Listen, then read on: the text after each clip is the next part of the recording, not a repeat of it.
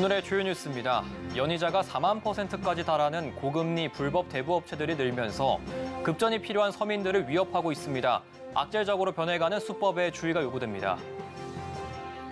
서울의 아파트 값이 바닥을 찍고 확연히 상승세를 타는 분위기입니다. 직전 거래보다 가격이 오른 상승 거래가 잇따르고 거래량도 늘고 있는 모습입니다. NH투자증권 노조가 정영채 사장의 비리 의혹을 제기하며 해임을 촉구하고 나섰습니다. 사측이 사실 무근이라고 맞서고 있어 노사 간의 갈등의 골이 깊어지고 있습니다. 기업들의 2분기 실적이 속속 공개되고 있습니다. 본격 어닝 시즌 돌입을 앞두고 증권가에선 차별화된 전략이 필요하다는 조언을 내놓고 있습니다.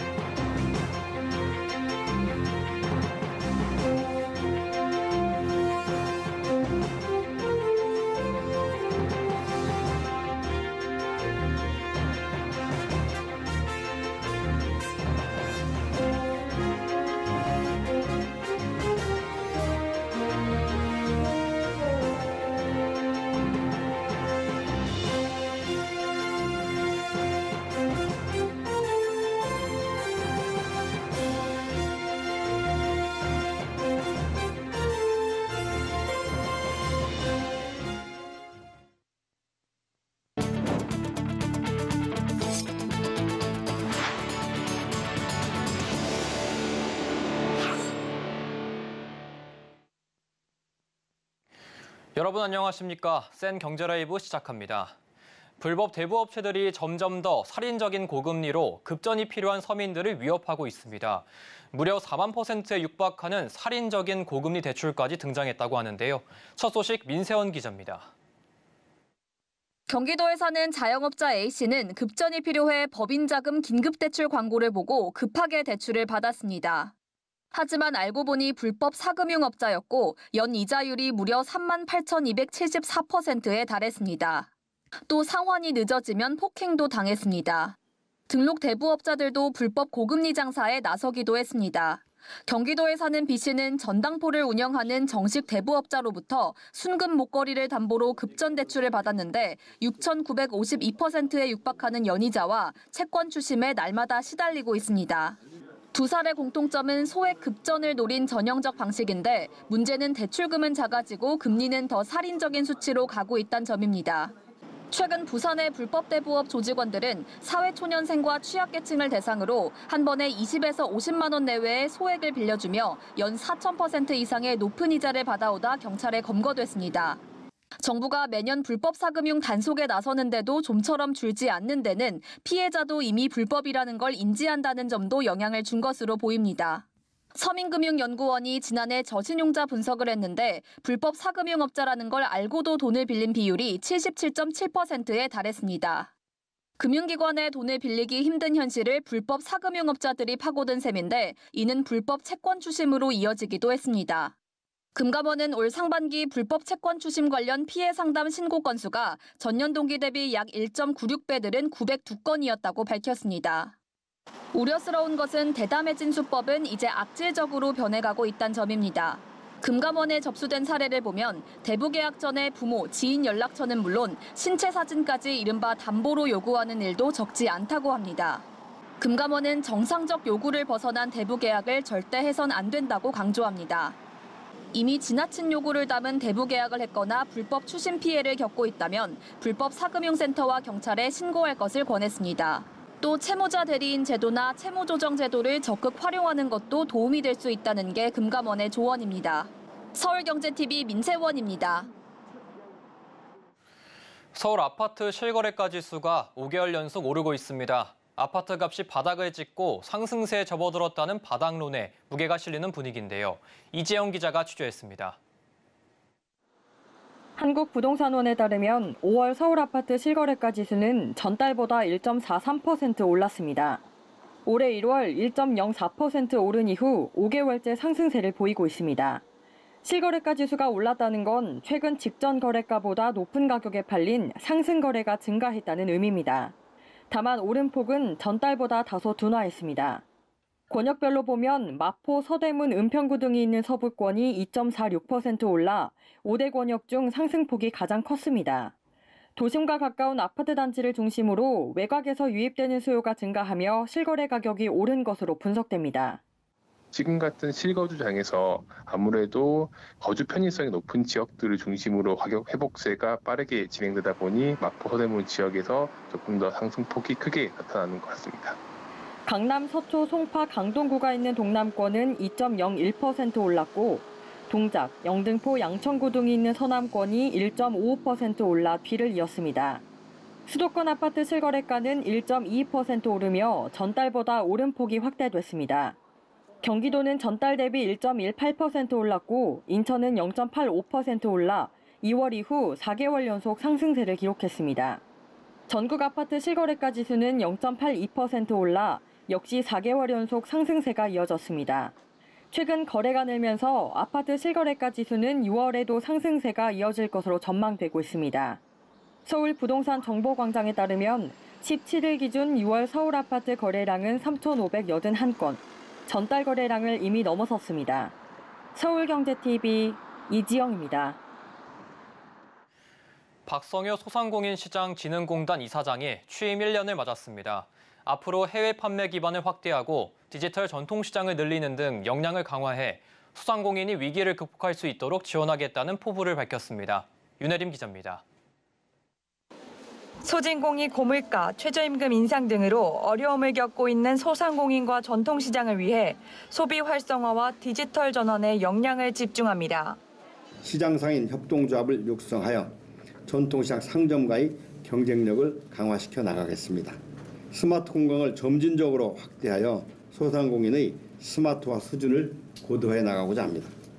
소진공은 오늘 중소기업중앙회에서 박성효 이사장 취임 1주년 기자간담회를 열고 성과와 추진 과제를 발표했습니다. 그간 소진공은 분산돼 있던 사업별 관리 시스템을 한 개의 플랫폼으로 통합한 소상공인 24를 제공하고 정책 자금을 간소화, 민간 플랫폼과 상생협약 등 고객 중심 정책 지원에 주력했습니다. 앞으로 소진공은 체계적인 현장 지원과 중장기 조직 혁신에 나서겠다는 계획입니다.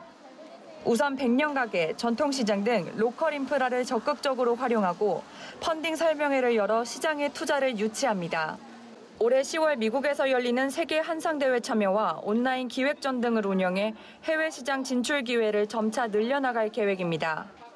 오는 2025년까지 소상공인을 위한 빅데이터 플랫폼 구축에도 나섭니다. 이를 통해 상권이나 경쟁 점포, 매출액과 같은 정보를 받을 수 있게 될 전망입니다. 또 소진공은 같은 기간 디지털 전통시장을 150개까지 늘리고 전국의 야시장을 별별 야시장 브랜드로 통합해 지원합니다. 지역본부나 센터 등 지역 조직의 업무 적정성 검토를 통해 본부에 집중돼 있던 업무를 이관하거나 조직을 통폐합해 효율적인 체제도 구축할 예정입니다. 박성효 소진공 이사장은 지난 1년간 소상공인 전통시장을 위해 고객 중심, 현장 중심 지원에 매진해왔다며 앞으로도 끊임없는 조직 혁신과 분야별 맞춤형 지원으로 소상공인 전통시장이 고객과 활기로 가득 찰 수 있도록 적극 노력하겠다고 밝혔습니다. 서울경제TV 윤혜림입니다. NH투자증권을 둘러싼 내홍이 점입 가격입니다. 노조 측은 정영채 NH투자증권 사장의 비리 의혹을 제기하며 해임을 촉구하고 있고 사측은 임단협 타결 우위를 점치기 위한 꼼수라는 지적인데요. 좀처럼 갈등 해소의 실마리가 잡히지 않는 모습입니다. 김혜영 기자입니다. NH투자증권 노조가 거리로 나왔습니다. 정영채 사장 해임 촉구 피켓을 들고 연신 목소리를 높입니다. 정영채 사장의 법인카드 부정 사용 등 비리 의혹을 제기하며 해임 촉구에 나선 겁니다. 임원들의 부정한 법인카드 사용과 골프회원권 사용 등에 대한 문제제기, 그리고 끊임없이 노동조합을 기망하고 그다음에 소통을 불통으로써 맞서고 있는 정영채 사장을 해임을 요구하는 그런 기자회견입니다. 수십억 성과급을 받는 임원들이 수억의 법인카드를 사용해서 그들의 안위와 영달을 챙기는 그런 문화를 없애기 위해서 끝까지. 노조는 회계장부 열람을 요구하고 있습니다. 사측이 떳떳하다면 법인카드 사용 내역 등을 보여주지 못할 이유가 없다는 겁니다. 노조는 소수주주의 권리를 사측이 외면하고 있다며 민사소송도 준비하고 있습니다. 우리사주조합은 NH투자증권 지분의 2%가량을 보유한 주주로 상장사 대기업의 경우 0.5%의 주식을 보유한 소수주주에게는 회계장부에 대한 열람 권한이 있습니다. 그러나 사측은 회계장부 열람은 불가하다는 입장입니다. 법인카드 부정사용 의혹 제기는 사실무근이며 카드 사용 내역은 직원의 개인정보와 영업기밀 등이 포함되는 부분이라고 설명했습니다. 이 가운데 노사 간의 임단협 역시 난항을 겪고 있습니다. 전국 사무금융서비스 노동조합 소속 7개 증권사 중 유일하게 NH투자증권만이 임단협을 마무리하지 못했습니다. 노조는 사측이 노사협의회를 열지 않고 임금 피크제와 계약직 비율 등 고용안정 협약을 위반하며 교섭을 진행할 수 없는 상황이라고 주장하고 있습니다. 한편 대규모 환매 중단 사태를 불러온 옵티머스 펀드 판매로 문책 경고 중징계 처분을 받은 정영채 NH투자증권 사장. 최종 제재 수의 결과를 앞둔 가운데 원안 확정 시 정 사장의 연임은 불가하고 향후 3년간 금융권 취업도 제한됩니다. 서울경제TV 김혜영입니다. 고금리 기조가 계속되면서 올해 1분기 저축은행 업계가 9년 만에 적자를 냈습니다. 하반기에도 실적 개선이 쉽지 않을 거란 얘기가 나오는데 왜 그런지 김미연 기자가 전해드립니다. 저축은행 업권 수익성이 계속 줄고 있습니다. 저축은행 업권의 자산 수익률 ROA는 2021년 1.9%, 지난해 1.2%로 낮아지다가 올해 1분기엔 마이너스 0.2%로 분기 적자를 기록했습니다. 금리 상승으로 자금을 끌어오는 비용이 늘면서 기업 대출과 가계 대출을 크게 줄인 영향이 컸습니다. 문제는 올해 말까지 고금리가 이어질 가능성이 커서 이런 추세가 하반기까지 이어질 거란 전망입니다. 올해 1분기 조달 금리가 전년 동기 대비 200bp 이상 상승했기 때문에 상당한 수준의 금리 안정화 없이는 수익 구조 회복이 쉽지 않습니다. 최근 건전성 비율이 떨어지면서 하고 있는 점도 부담입니다. 저축은행 업계 연체율이 올해 1분기 5.1%까지 상승하면서 같은 기간 대손 비용률은 2.9%로 1년 전보다 0.9%포인트나 뛰었습니다. 하반기 경기 회복 지연과 상업용 부동산 가격 하락이 계속되면 취약 자영업자 위주로 연체 규모가 확대돼 대손 비용도 더 늘 수 있다는 게 전문가들의 진단입니다. 여기에 최근 금융당국이 취약 연체 차주에 대한 채무 조정을 떠넘기면서 부담이 가중된 상황. 다만 유동성은 올 3월 기준 245.9%로 최근 2년간 계속 오름세인 점을 고려하면 자금 여력엔 문제가 없다는 게 업계 설명입니다.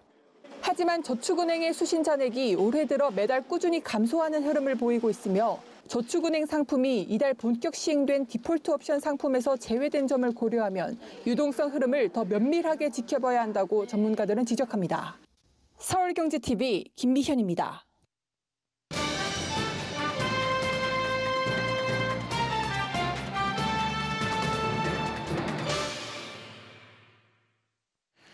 삼성전자, 포스코홀딩스가 2분기 성적표를 내놓은 가운데 다른 기업들도 실적 발표를 준비하고 있습니다. 이 본격적인 어닝 시즌이 시작되면서 증권가에선 실적에 따른 차별화 장세를 전망하는데요. 증권부 최민정 기자와 자세한 이야기 나눠보겠습니다. 안녕하십니까? 네, 안녕하세요. 예, 오늘 실적이 발표된 기업들부터 짚어보겠습니다. 오늘 포스코홀딩스의 잠정 실적이 발표됐는데 어떻게 됐나요? 네, 철강 기업으로 알려졌던 포스코홀딩스가 2차 전지 소재 기업으로 탈바꿈하고 있는 모습입니다. 포스코홀딩스는 시장의 예상치보다 소폭 상회한 성적을 거뒀는데요. 이에 전 거래일 대비 2% 넘게 상승한 48만 8천 원에 장을 마쳤습니다.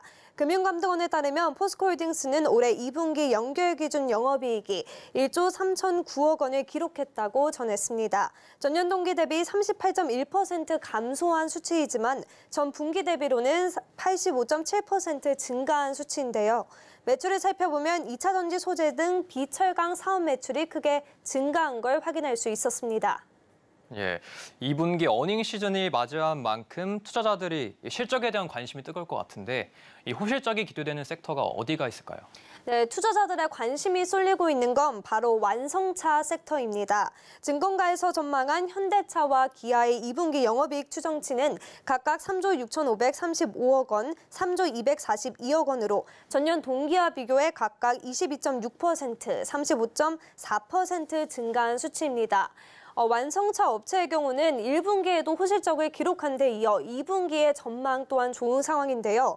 글로벌 차량 판매 호조와 원화 약세 또 원자재 가격 하락까지 더해지며 역대 최대 실적을 이번에도 경신할 전망입니다. 완성차 업종의 호실적으로 관련주에 대한 관심도도 높은 상황입니다. 실제 자동차 부품주로 꼽히는 화신, 성우 하이텍 등도 이번 달 들어 각각 45.52%, 14.03% 주가가 뛰었습니다.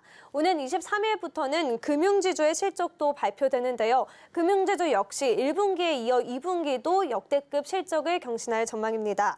FN가이드를 따르면 4대 금융지주의 2분기 영업이익 추정치는 약 6조 원으로 전년 동기와 비교해 5% 넘게 오를 것으로 전망되는 상황입니다.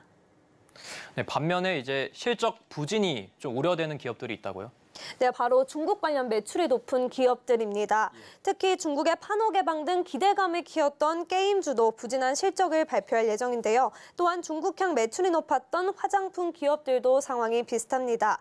한때는 리오프닝주로 기대감이 높았던 업종들인데요. 생각보다 중국 내수 시장이 부진하면서 실적 개선으로 이어지지 않았기 때문입니다. 다만 국내 내수주와 중국 리오프닝주로 발을 걸치고 있는 업종의 경우에는 4분기에 상승할 가능성이 있다고 증권가는 전망하고 있습니다.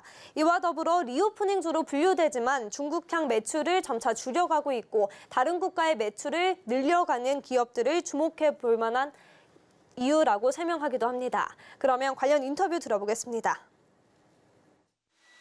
경기가 회복되는 속도가 다 기대에 못 미치기 때문에 사실 주가도 안 되는 거고 관심이 별로 없는 상태인 거거든요. 뭐 조선이나 기계같이 구조적으로 좋아지는 섹터들 대비해서 이제 성장할 수 있는 그림도 뭐 크게 만들어지는 부분이 없다 보니까 투자자들 입장에서는 이 하반기에는 좀 실적이 개선될 수 있는 이런 종목들에 대해서 궁금할 것 같은데 어떤 것들이 있을까요? 네, 증권가에서 예상하기로는 하반기부터 반도체, 에너지, 화학 등의 업황 개선이 이루어질 것이다 이렇게 전망하고 있습니다. 특히 인공지능 열풍에 따라 HBM과 DDR5 등 고부가 가치 메모리 반도체 출하가 하반기에 본격화된다는 점을 주목하고 있습니다. 백길련 유한타증권 연구원은 지속적으로 부각되고 있는 AI 서비스 고도화 트렌드는 HBM과 같은 고용량 메모리 반도체 수요 증가를 촉진시킨다며 업황 반등 시점을 앞당길 것으로 전망한다. 이렇게 주장하기도 했고요. 이어 반도체 업종에 대한 비중 확대 전략을 유지한다라고 덧붙였습니다. 다만 하락에 따른 기술적 반등을 기대하면 안 된다며 본질적인 업종의 가치를 파악하고 투자해야 한다고 설명합니다. 네, 2분기 실적에 대한 이야기 증권부 최민정 기자가 짚어봤습니다. 고맙습니다. 네, 감사합니다.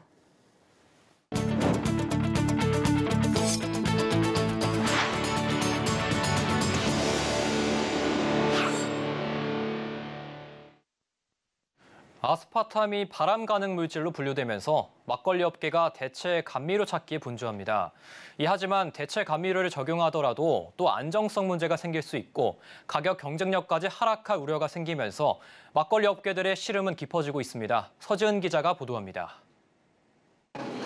막걸리 업계가 아스파탐 대체제 찾기에 난항을 겪고 있습니다. 세계보건기구 산하의 국제암연구소는 최근 아스파탐을 발암물질 투비군으로 분류했습니다. 이는 술과 가공육, 소고기, 돼지고기보다 발암 위험도가 낮은 수준입니다. 하지만 아스파탐이 발암 가능 물질로 분류됐다는 사실만으로 소비자들의 우려가 거세지자 막걸리 업계에선 대체제 찾기에 나섰습니다. 막걸리협회 관계자는 스크랄로스와 스테비아를 포함해 여러 후보군을 염두에 두고 대체 감미료를 찾고 있는 중이라며 막걸리 맛 변화나 라벨 교체 등 고려해야 될 요소가 많아 시간이 더 소요될 것으로 보인다고 밝혔습니다. 특히 아스파탐을 다른 감미료로 대체하더라도 위해성 논란에서 자유롭다는 보장이 없어 막걸리 업계의 고심은 깊어지고 있습니다. 여러 가지 찾아보는데 스테비아도 과부용 상태면은 위와 같은 상태가 될 수도 있다는 염려성이 있어요. 그렇기 때문에 이제 좀 더 경과를 지켜보면서 가격 경쟁력 하락도 우려되는 요소입니다. 막걸리의 경우 감미료를 쓰지 않게 되면 쌀 함량을 높여야 되는데 이는 제품 가격 상승으로 이어질 가능성이 큽니다. 막걸리 업계 특성상 중소업체가 많은데 가격 경쟁력 하락으로 소비자가 이탈한다면 치명타일 수밖에 없습니다. 업계에 따르면 국내 막걸리 시장에서 연매출 5억 원 이하인 업체가 90%가 넘고 10인 이하 소기업들의 연평균 매출은 약 1억 원 정도에 불과합니다. 한편 식약처는 몸무게 1kg당 하루 40ml 수준의 아스파탐 섭취는 안전하다고 평가했는데 이는 막걸리 33병을 먹어야 도달할 수 있는 양입니다. 서울경제TV 서지은입니다. 현대자동차가 디올 뉴 산타페의 디자인을 최초로 공개했습니다. 넉넉한 내부 공간이라는 SUV의 장점을 활용해 도심 주행부터 차박 캠핑까지 다양한 활동이 기대되는데요. 성나균 기자입니다. 현대차의 디올 뉴 산타페가 베일을 벗었습니다. 지난 2018년 이후 5년 만에 선보인 5세대 모델입니다. 기존 1세대 산타페의 디자인 콘셉트를 계승하면서도 일상 주행과 아웃도어의 활용성이라는 두 마리 토끼를 잡았습니다. 차량 전면과 후면에 있는 H라이트가 눈길을 끕니다. 신형 산타페에는 현대차의 엠블럼을 재해석한 H 형상 디자인이 곳곳에 반영됐습니다. 측면은 대담한 루프라인과 날카롭게 디자인된 휠 아치, 길어진 전장과 짧아진 프런트 오뱅을 통해 강렬하면서도 견고한 느낌을 줍니다. 대형 테일게이트와 넉넉한 실내 공간은 디올 뉴 산타페의 특장점입니다. 테라스 콘셉트의 테일게이트는 개방감을 제공해 마치 테라스를 연상케 합니다. 아웃도어 활동 시에는 2열과 3열 시트를 접어 여유로운 공간 활용이 가능합니다. 도심의 일상과 차박, 캠핑 등의 아웃도어 라이프를 넘나드는 SUV입니다. 고객들에게 프리미엄 라이프 스타일을 선사할 것으로 기대하고 있습니다. 현대차는 디올 뉴 산타페로 중형 SUV의 새로운 가치를 제시한다는 계획입니다. 서울경제TV 성나균입니다. 정부가 전력 수요 증가에 대응하기 위해 제11차 전력수급 기본계획 수립에 착수합니다. 최근 신규 원전 건설을 공식화한 만큼 새 원전에 대한 논의가 본격화될 것이라는 분석입니다. 내년 최저임금 수준을 결정하기 위한 심의가 막바지로 치달은 가운데 노동계와 경영계가 각각 1,620원, 9,795원을 요구했습니다. 입장차가 여전해 합의가 쉽지 않을 전망입니다. 정부가 미국계 헤지펀드 엘리엇 매니지먼트에 배상금 등 1,300억 원을 지급하라는 국제투자분쟁 판정에 불복해 취소 소송을 제기했습니다. ISDS 재판 대상이 아닌데도 부당한 판정이 나왔기 때문입니다. 청년층 취업준비자 수가 7만 명 넘게 줄면서 2년 연속 감소한 것으로 나타났습니다. 첫 직장에 취업한 지 평균적으로 1년 7개월 만에 직장을 그만둔 것으로 조사됐습니다.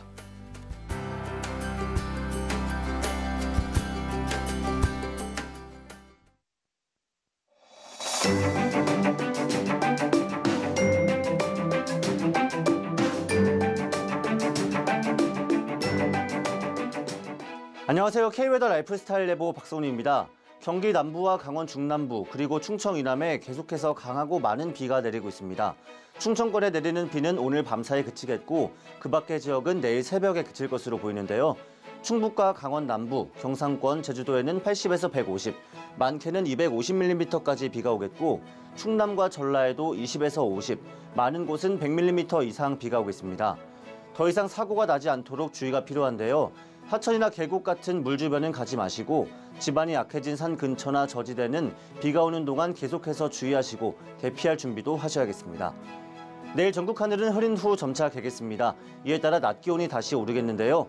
서울의 내일 한낮 최고 기온은 32도를 보이며 오늘보다 5도 이상 더 높겠고 남부지방 대구는 31도로 오늘보다 6도 이상 기온이 오르겠습니다. 한낮 온열 질환에 걸리지 않도록 건강관리에 유의하시기 바랍니다. 다음은 자세한 지역별 내일 기온입니다. 중부지방 서울과 대전 23도, 청주 24도로 아침을 맞이하겠습니다. 한낮 최고 기온은 서울 32도, 수원과 춘천 31도까지 오르겠습니다. 동해안 지방의 아침 기온 속초와 울진 22도 보이겠습니다. 낮에는 속초 28도, 강릉은 29도가 예상됩니다. 남부지방 광주 24도, 대구 23도, 제주는 26도로 아침을 시작하겠습니다. 낮 기온은 광주 30도, 부산 28도가 되겠습니다. 서해는 구름 많겠고 남해와 동해에는 비가 온 후 개겠습니다. 물결은 동해에서 최대 3.5m로 매우 높게 일겠습니다.